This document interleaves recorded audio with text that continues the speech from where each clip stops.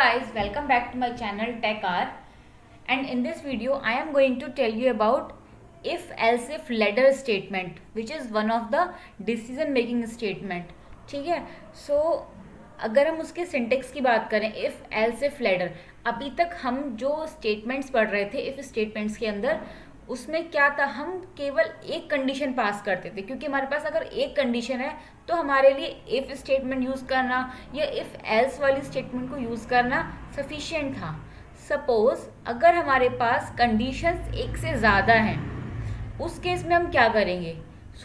उस चीज़ को अप्लाई करने के लिए हमारे पास if else if ladder case होता है.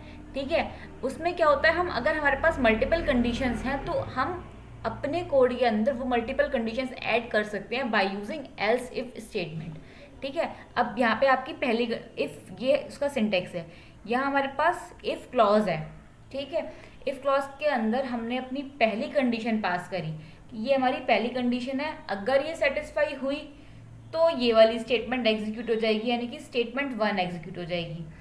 अगर ये कंडीशन ट्रू नहीं हुई, उस केस में क्या होगा, ये जाएगा इस वाले एल्स इफ ब्लॉक पे.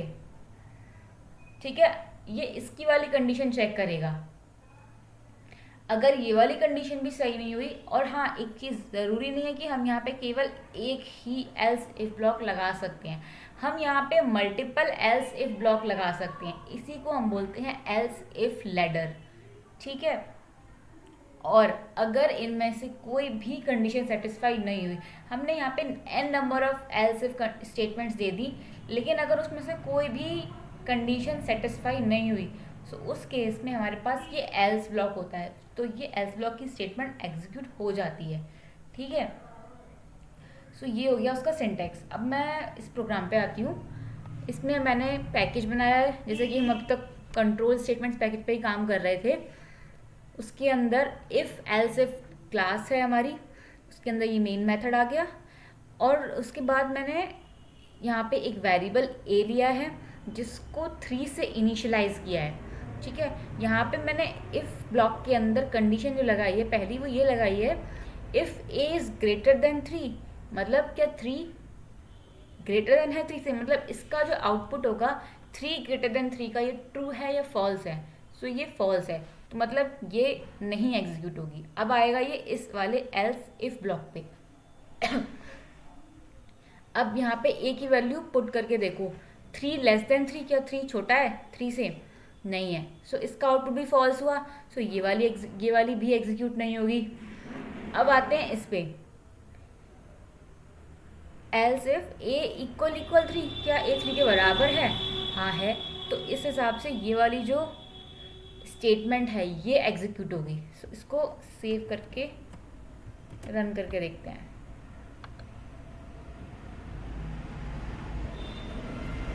या it has printed equal to 3. ठीक है, मतलब ये वाली कंडीशन. अगर मैं इसको यहाँ पे 4 कर दूँ तो कौन सी कंडीशन सेटिस्फाई हो रही है, हमारी पहली वाली कंडीशन सेटिस्फाई हो रही है. तो हम यहाँ पे ये प्रिंट होना चाहिए, डिस्प्ले होना चाहिए कंसोल पे greater than 3, and I will save it and again run it. या it has printed greater than 3. So at the last I will conclude it as, अगर हमारे पास मल्टीपल कंडीशंस दी हैं, या हमारे जो भी हमारी प्रॉब्लम है उसके अंदर अगर मल्टीपल कंडीशंस प्रेजेंट हैं, एक कंडीशन को सेटिस्फाई करने के लिए तो हमारे पास इफ क्लॉज होता है जिसकी हेल्प से हम अपनी प्रॉब्लम को सॉल्व कर सकते हैं. बट अगर हमारे पास मल्टीपल कंडीशंस हैं तो हम एल्स इफ लेडर का यूज़ कर सकते हैं. So that's all about else if ladder statements. Hope you like my video and don't forget to like, share and subscribe my video.